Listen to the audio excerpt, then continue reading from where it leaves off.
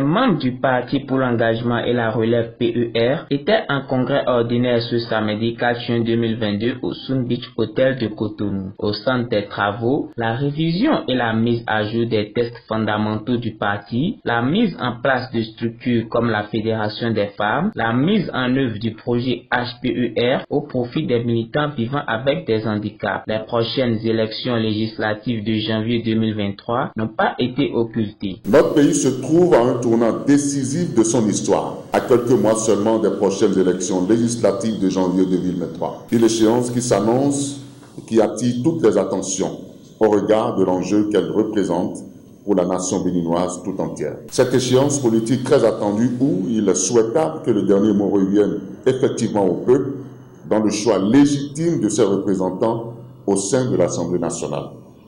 Ce qui marquera un nouveau tournant décisif dans la longue marche du Bénin vers le renforcement et la consolidation de nos acquis démocratiques. La perspective de ces employades électorales de grands enjeux doit être abordée avec tout le sérieux et toute la détermination qu'il faut. C'est donc dans ce tournant politique assez décisif pour l'avenir de notre pays et de notre jeune démocratie que notre formation politique, le Parti pour l'engagement et la relève, tient le présent congrès statutaire dans le but de dynamiser ces structures de base, galvaniser les ardeurs et remettre nos militants sur toute l'étendue du territoire en ordre de bataille pour une mobilisation de taille en vue d'une échéance victoire à l'occasion des législatives 2023. Le thème très évocateur du présent congrès s'intitule « Parti politique et le système partisan au Bénin. Défis et perspectives pour le PER ». Il s'agira pour nous, durant nos échanges, de jeter les bases d'une batterie stratégique devant permettre au PER de continuer de jouer pleinement son rôle d'animation de la vie politique nationale en dépit des rigidités de nos textes de loi qui donnent ces dernières années du fil à retordre à la vie des formations politiques de notre pays. Présents à ce congrès du PER, les responsables et représentants de partis politiques qui se sont succédés au pupitre ont salué le respect des textes par les responsables du PER qui, malgré les difficultés de l'heure, tiennent leur congrès, une obligation statutaire. Le fait d'avoir convié des partis politiques d'obédience diverses montre à suffisance que le parti père est au service de la République et que le parti père considère la différence et la complémentarité comme une richesse inouïe. Et pour cela, je voudrais féliciter les responsables du parti qui font preuve de clairvoyance, de vision.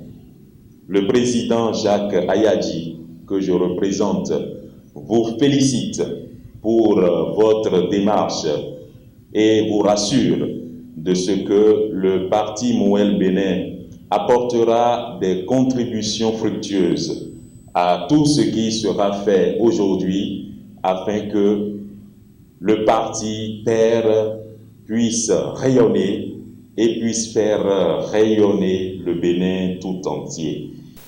Lutter courageusement, mais intelligemment, dans l'intérêt supérieur de la nation.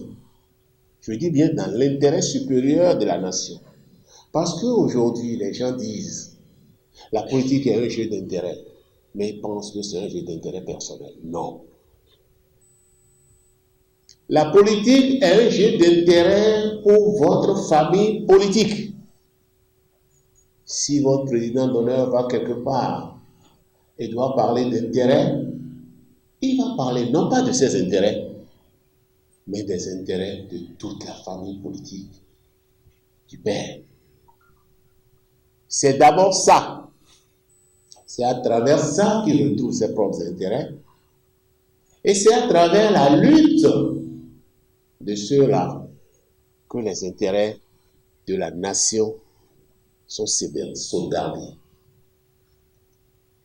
Alors, je dis dans l'intérêt général, mais surtout sans compromission. Des compromis, oui, mais jamais la compromission. Et c'est ce message fort que je vous porte ce matin. C'est ce message fort qui m'a fait rêver d'être parmi vous. À l'issue des travaux en commission et en plénière, ayant connu l'adoption des nouveaux textes du parti et sa position sur l'échiquier politique national, Bruno Viaro, président du parti, s'en réjouit et félicite ses militants et militantes. Je me fais le devoir de saluer votre engagement pour la défense des idéaux de paix, de justice sociale de notre pays. Nous sommes honorés de votre attachement indéfectible à l'enracinement de la démocratie en vue d'affranchir notre famille politique de la détresse et de la servitude. Les conclusions de nos assises s'ouvrent sur des défis majeurs à relever. Au nom de ces défis, nous retenons la cohésion sociale, la justice pour l'équité de tous, une répartition équitable de nos ressources, une âpre lutte contre la pauvreté sous toutes ses formes, la révision et la mise à jour de nos textes fondamentaux, l'instauration d'une fédération des femmes du parti et l'implication des personnes en situation de handicap à travers le projet PHPER. Il faut rappeler que le Parti pour l'engagement et la relève PER est régulièrement enregistré au ministère de l'Intérieur après l'obtention de son récépissé définitif le 29 novembre 2019 et participe régulièrement à l'animation de la vie politique nationale.